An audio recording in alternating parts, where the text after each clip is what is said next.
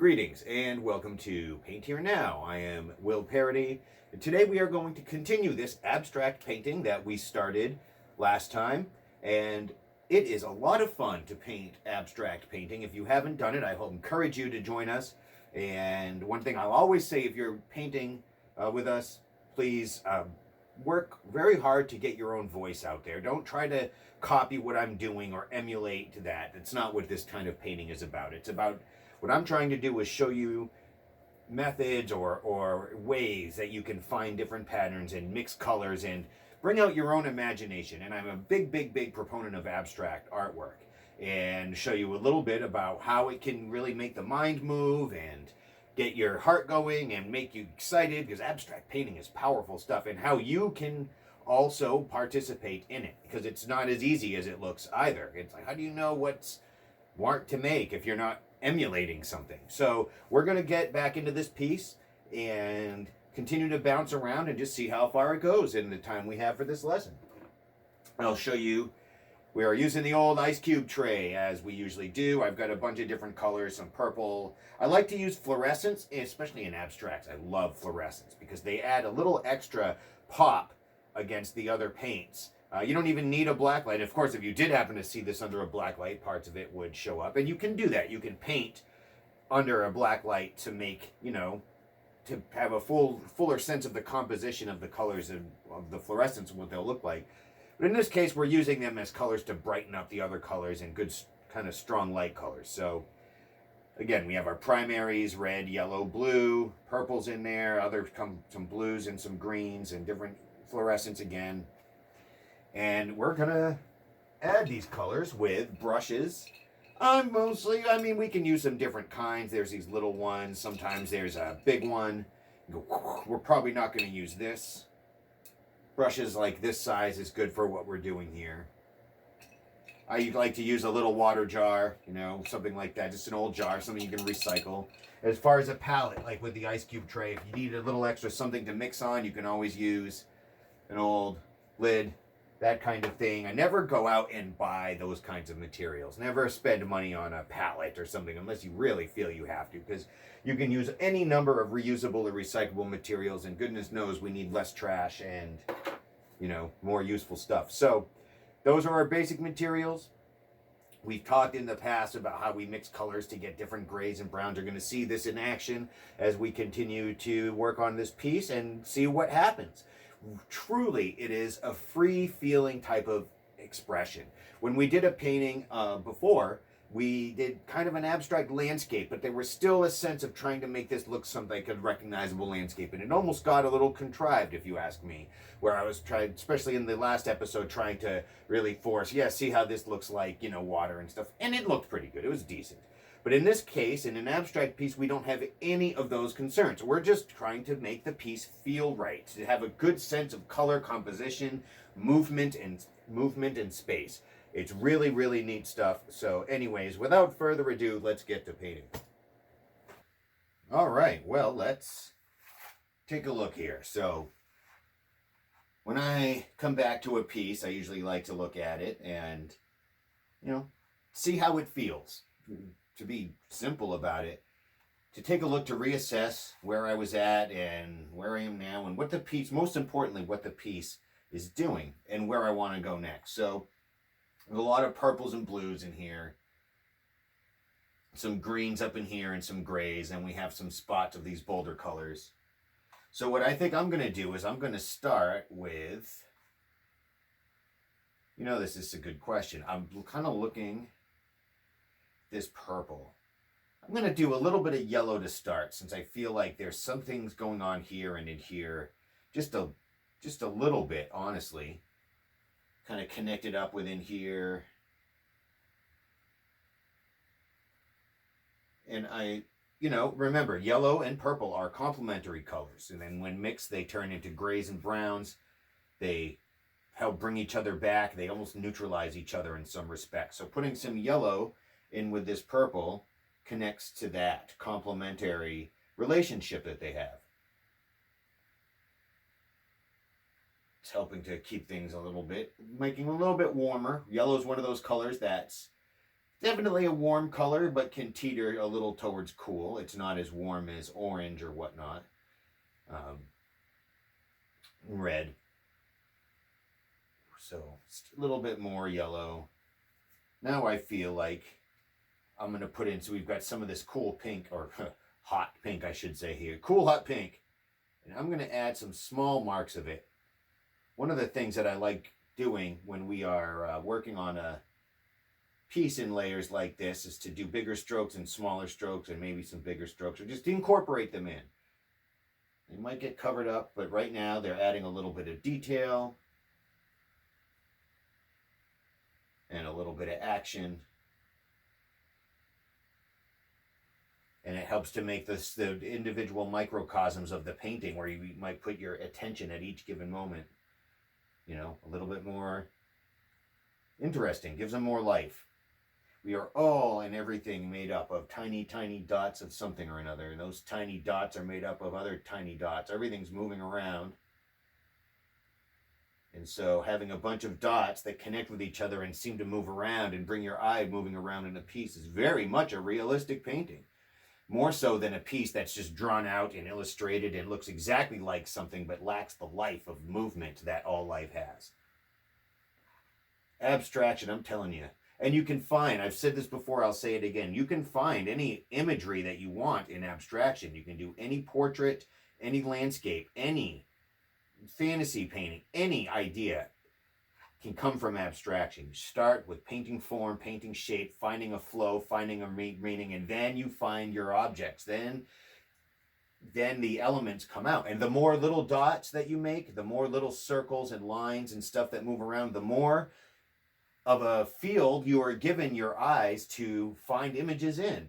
And you'll be able to find everything. Everything. It's just amazing.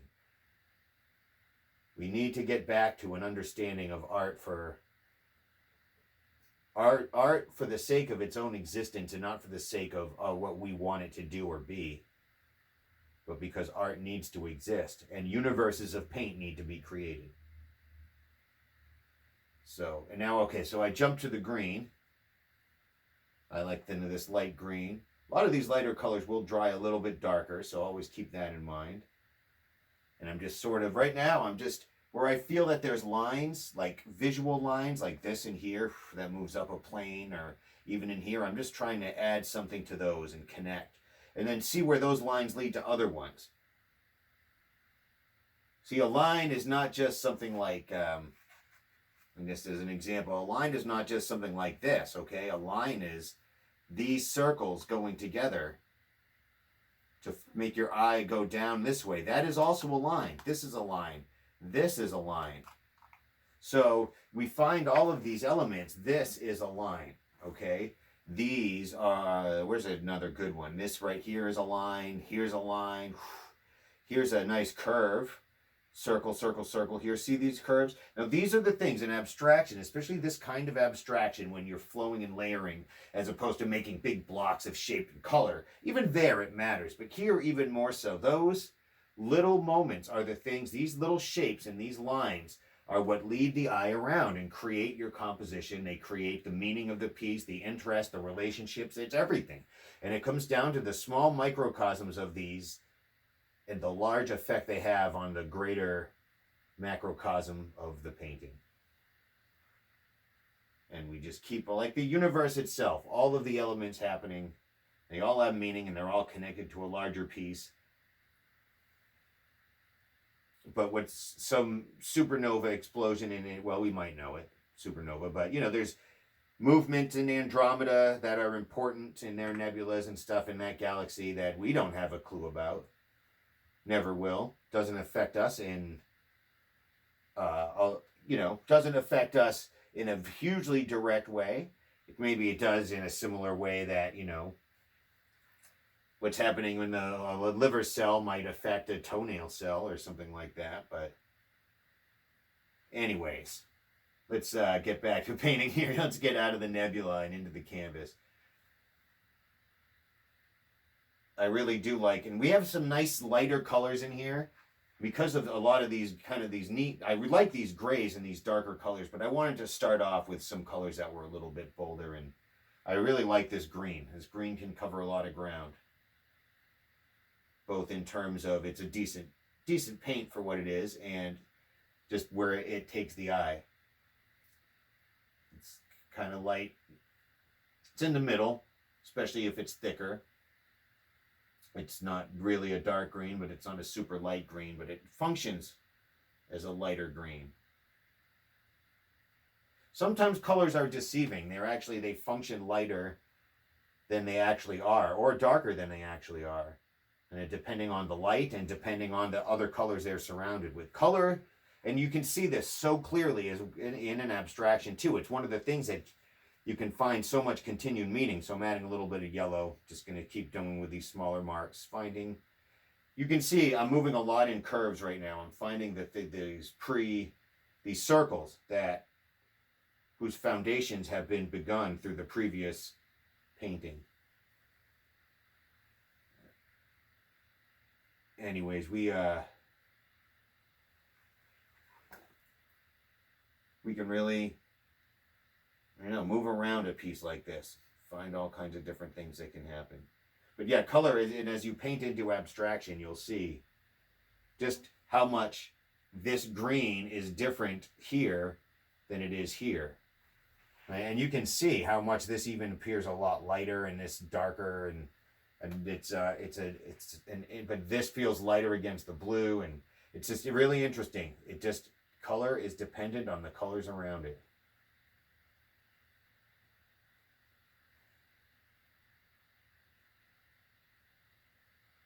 And that's why it's so important in painting. And there's been so many art movements, whether actually movements or just individual efforts, that focus around the meaning and magic and power of color, what it means in a piece beyond the subject matter from the early days of painting. So right now I'm gonna do something a little bit bolder. I think it will be, is I'm just gonna I want some white in some of these areas that I've been working on here that are just feel like I want to lighten up and mark out a little bit more. Adding white in some spots. Ooh, yeah, especially connecting to this white. It almost opened up a little hole, because they'll do that. It's not like erasing anything, but it does connect again to the white that you already have on your canvas. And it can really help to bring back a twinkle to the piece, shall we say, or a bit of more of a movement, a dance, or a sparkle by adding that contrast. White is more or less a contrast when added to any color. And it's another part of this wonderful thing about layering, is we'll go back if we want, and we'll cover up some of this white again, but it just helps again to open up the piece, open up a rhythm, add a different kind of a sparkle to it, a shine. You see, some paintings, even they have some shine on them. Well, that was, gosh, that wasn't very good. Have to spend more time in the Overlook Hotel, I guess. But yes, for those who might know The Shining, that was an attempt. Got some shine on it. Anyways, what a terrifying and yet perhaps brilliant movie. Very affecting on me. Man, I don't know if a movie ever scared me as much as The Shining did. But back to it was those girls. It was the ghost girls. My goodness. Did they come upon something that hits a fundamental root of creepiness. Oh my goodness, that is intense stuff. But let's move on and get back to this painting rather than The Shining, as it were. So this painting is that white adds that sparkle. Now, in there with some of this white too, I'm going to add a little bit, just throw a little bit yellow, this fluorescent yellow. There we go, because it's going to see how it kind of pops out on that white? Looks pretty cool. No, we're just adding that in some areas, and still trying to be, aware and thoughtful of our larger kind of circles and the forms and where the eye leads us. And it's not like it has to be one thing. It's one direct thing. It's like everything leads in some path to where you're going to look, maybe to the piece as a central unit where your eyes looking, where it might focus if you're looking at it. But it doesn't mean like this has one circle here and this. No, they can be a lot of different circles, forms, and patterns that you can see that move in and bounce around each other. And again, when you're using dots and circles and painting in a method that, or a way that moves around and allows for a lot of different variables and a lot of different lines and marks to intermix with each other, you're going to get so many opportunities for patterns that you can use compositionally. It's one of those, it's an ancient question really, in a way, and it's one that is still a relevant one, although I think that there's different ways of looking at it now than the simple what is art question. But what's the difference between good painting and bad painting, or that kind of thing? It's like, well, I mean, bad painting, if you're painting and you're attempting to do it and it's not to manipulate or harm other people or to propagandize some tyranny, then it's probably not bad painting, even if it might not be the most skilled, most compelling, most intriguing, most groundbreaking, and most art isn't. And that's just fine. Because if every single thing everybody did was groundbreaking, the earth would be shattering all the time. It would be very hard for us to get our footing. We got to cope with things as a species and whatnot. But in art, why is this Van Gogh worth so much, but this other painting that someone did that's similar to it, isn't worth that much? It's not an easy question to answer, and especially when we start getting to abstract art. But what I think it comes down to is the way that a piece really connects, and the way that whatever it is, its subject, its intent, its colors, its whether it's abstract or realistic, whatever the time period, it speaks beyond its time, and it's also timeless. One way of looking at it. And as far as the physical elements of the piece, I think one of the things that separates, art that might be considered groundbreaking or be in a museum or whatever. I don't want to. It's all important. It all has its value, and I don't want to try to dismiss any kind of art. Whether it's, the art that your children are doing right now as we speak, or the art that Rembrandt was doing. But if there is a distinction, and how do we look at paintings in that way? What do we consider exceptional, I guess? I think it would be the way that the variables of the piece interact and work together to create a space far beyond that which should exist in a 2D plane, that beyond that which would exist in life. And there's so many different ways to do it, but it's finding this extraordinary magic of the way that the colors and the forms and everything comes together to just make something that's so much more than what has been painted, more than what is being illustrated, more than, it's just a very, very, very strong energy, that goes far beyond the sum of its parts. And a way that we can tell that is by how it makes us feel. It's not about, oh, what's that supposed to be? It's like, whoa, man, that's making me feel something. I don't think I like it, but it's making me feel something. Even that's powerful. I've had people say things like that to me, like, yeah, your artwork makes me look too deep into my mind and I'm finding things I don't like. It's like, well, maybe that's something that you should look at. Maybe that's the power the art has. There's a reason that art is with us. It's been with us, and it's lasted this, through most of our existence as a species beyond normal animal. And it's absolutely essential to us. We just have to learn what it really means, how do we embrace it, how each of us can embrace art in our own individual ways, while, respecting and in a way, in our ways, honoring everybody's attempts. Still have a certain sense of art that can really aims to expand our consciousness and move beyond what has been done. And if that is not your intent, you don't have to have it be. It's just fine. You can paint whatever you want, however you want. But connecting to the art, the fact that art has that power is an important way for your own work to continue to grow and shine, whatever your work is going to be. I want to see more people connect to art, and I want to see it continue to grow as a value to us in our larger social economy. So as I'm talking, I'm painting all these colors. I'm adding a lot of the, again, dots and lines. I'm in kind of a circular form. I like the way it's filling in the piece as well as connecting some of these other elements. I'm going to just step back real quick.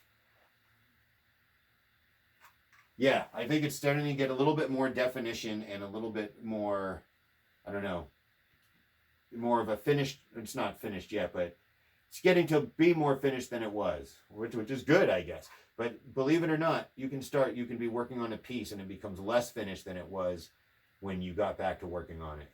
That happens to me a lot. In this case, I think we're moving in a direction that's working nice. Mixing a little bit of pink and purple right now. This pink I'm using is a color called Opera Rose. I've never found a pink that I like better. And pink is such an incredible, this type of fluorescent pink, an immensely useful color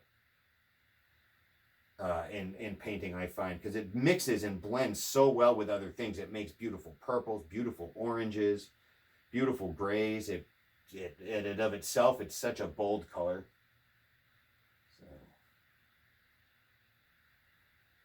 Again, I have found some circles and forms, and I want to try bringing those out, but I don't necessarily want to contrive them. Remember, I'm not trying to, oh, now this has to be a circle. And you can tell if you start to force something, especially in an abstract piece, it can look forced. And I do it on purpose sometimes in order to start a new path or get a new vision.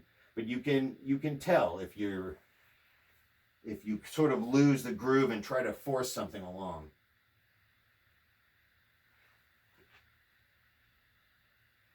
I'm liking these lighter colors, and I'm trying to connect stuff that's there already.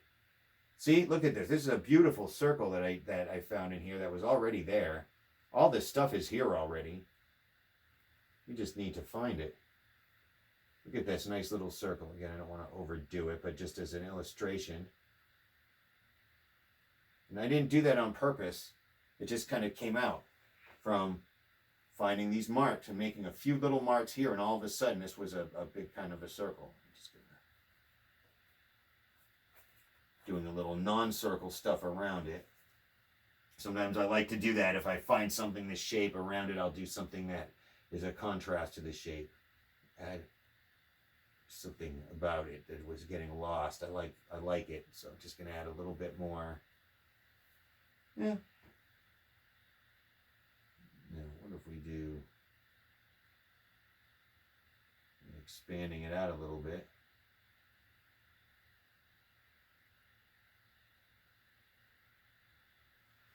Stop. Look. Okay. So something like that. Every once in a while, you need to move away. I really like what this mark did. It took this white area in here, which was separating this from this, and it connected it in real nicely. And there's still enough white that it's still moving around in here, so we can still connect with our things in here. In fact, we'll do a little of that. It's really nice to just find these larger circular forms and just paint, make these marks, because it feels good too. I mean, one of the great things about painting, it is a multi-sensory experience. It can be a pretty much a full sensory experience. But the feel of painting is a satisfying thing. People, and I've been told that by my students a million times, just that they get a satisfaction from just the feeling of the paint on the brush on the canvas, and it's neat. And there's the sounds too. Like, yes, you can paint listening to music and talking, but if you're quiet, you can hear the music of the brush strokes, and that can lead you and help you paint as well. Really amazing stuff. It'd be nice if paint tasted and smelled better. Don't attempt to taste paint, and don't spend too much time smelling it. I implore you. But if we can get to a way where we can better use our resources, find to use, more organic, usable, and even edible types of colors, stuff that paint that will last but is also not plastic or poison, then that would be a wonderful way to continue the multi-sensory experience of painting.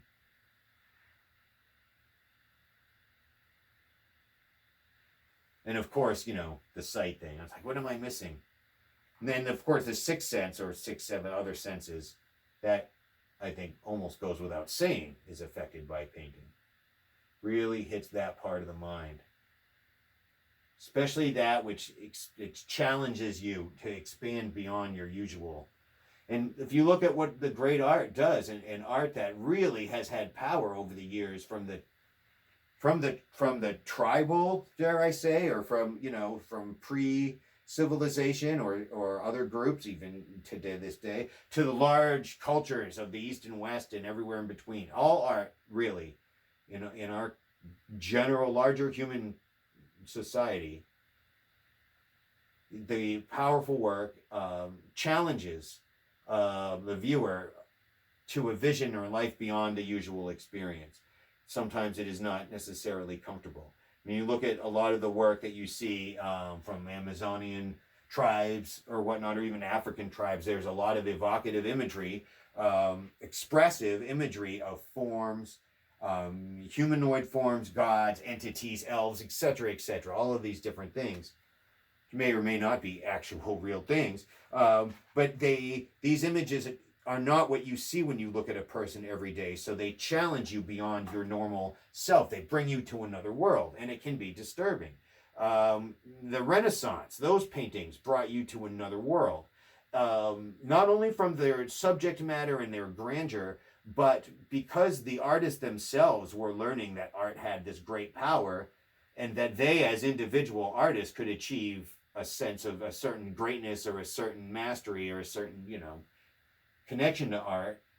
Some of it was vanity, some of it was pure, and so on, whatever. That's another story. But point is that in and of itself would challenge a viewer. It challenged people out and beyond themselves, because they were painting in new ways. The artists themselves were challenged to try something new, to expand consciousness as has been known, or the way that art was viewed, and whatever the language they had at the time. We don't necessarily all have shared the same language of things, but there was an understanding of the energy and power of art for sure. And it should really help, you should really be stepping beyond yourself. There's, even if you look at some photorealist painting, there's Chuck Close, for example. He did a number of pieces that were, photorealistically rendered to the point of being almost like genuinely disturbing and grotesque. And the canvases, some of them were 6, 8, 10 feet long.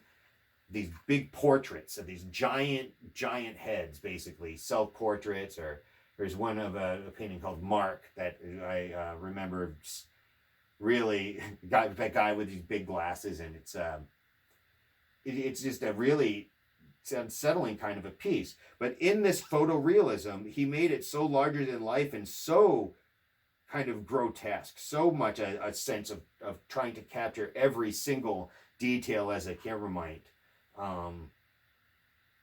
that it made you step beyond what it was and step outside of yourself. So there's some real good power there. And abstract work will tend to do that. Don't try to recognize it or to equate it as the representation of an object in your usual world, because then you'll miss the point of abstraction. This is painting. This is what color and form do to the soul, the heart, and the consciousness. That's what abstraction is. And if you can learn its language in a way that works for you, and there's millions of languages for it, but there's a way to really find paintings that work and that have power, and that can, I don't really usually look at abstraction, but this is really powerful. I don't know what it is, but man, I like it, that kind of thing. So if you've never painted abstractly, I challenge you to. And as you've been listening to me kind of talk and go off on art and these different ideas I have, I hope you've also been watching the way that I've been moving the brush around. Colors I've been using, I like these lighter colors, but I'm really, you can see it now, these circular forms and these arches and arcs are really defining themselves now.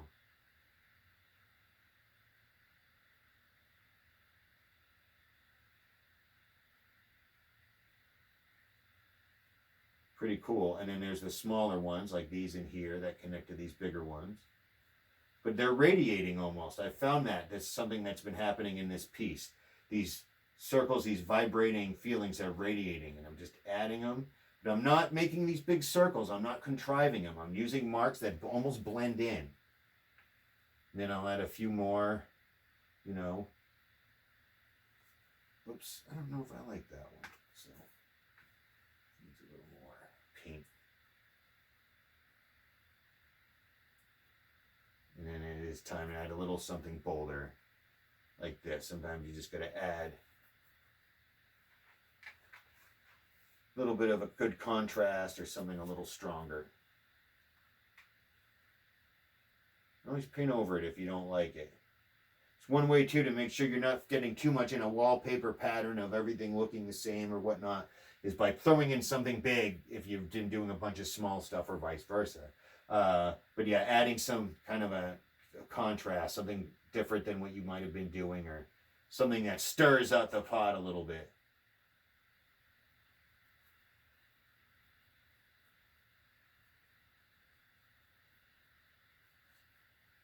You can't make an omelet without stirring a few pots, or something like that. Now I notice like now as we've been moving and radiating out in this, now we're starting to see the edges a little bit more. So by which I mean we're getting not only just seeing them pop out more because this is getting so much more colorful, but we're moving towards them as we radiate out. And that's okay. We haven't been neglecting them. It just, now they're more in our sight. And I'm following these patterns. There's a little strong blue. I'll follow it a little, but cover it a little too. More or less at this point, just finding a way to make my first marks in some of these untouched areas.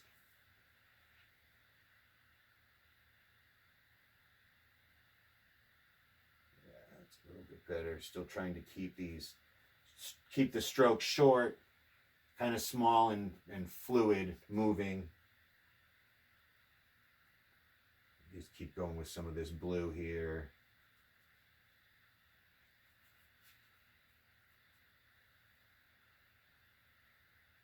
Go with the blue. Go with some blue. Nice. A little touch of that yellow. And now we have some fun.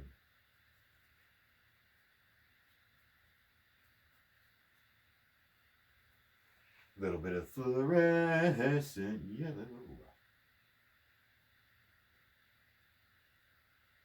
It brings out, of course, mixing with the blue. It's just green colors, but it's nice. Green is a very useful color. Powerful. Evocative of life.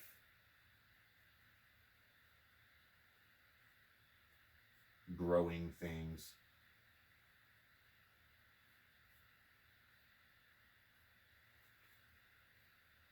All right.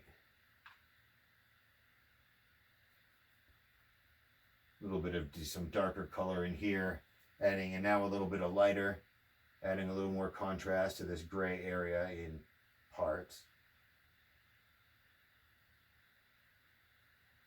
It's different painting from the side.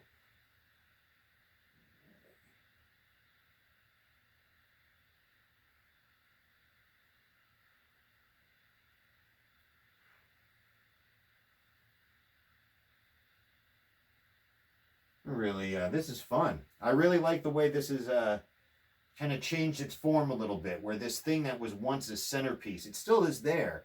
It still radiates these different colors, but now we have some different vibrations going on. This is really cool in here, and this is starting to feel pretty good too. These kind of circular forms, and then this larger one. I hope you can all see that. It all connects. All right. So I think we've actually got a cool piece here. I think we came to a neat place to stop for now and take a look. It went from being, a lot of things bouncing around and some forms and some abstraction starting, but it was more like a bunch of kind of dots popping out in areas and starting to blend. Now it's like a whole bunch of forms working together and all these dots are connected more and there's these circles and things are more active and there's like circles here and here, bigger circles. Like this is cool. There's like it's at a place of transition even, or there's like a question mark here. What's the last thing we added? A little yellow in here too. We had made a nice little impact contrast to what's happening here. And it could be there's a new spatial plane coming, and it just a couple strokes can change everything. So we had a lot of fun working on this painting. I hope that you had fun painting if you were painting, or watching us if you were watching, if you were joining today.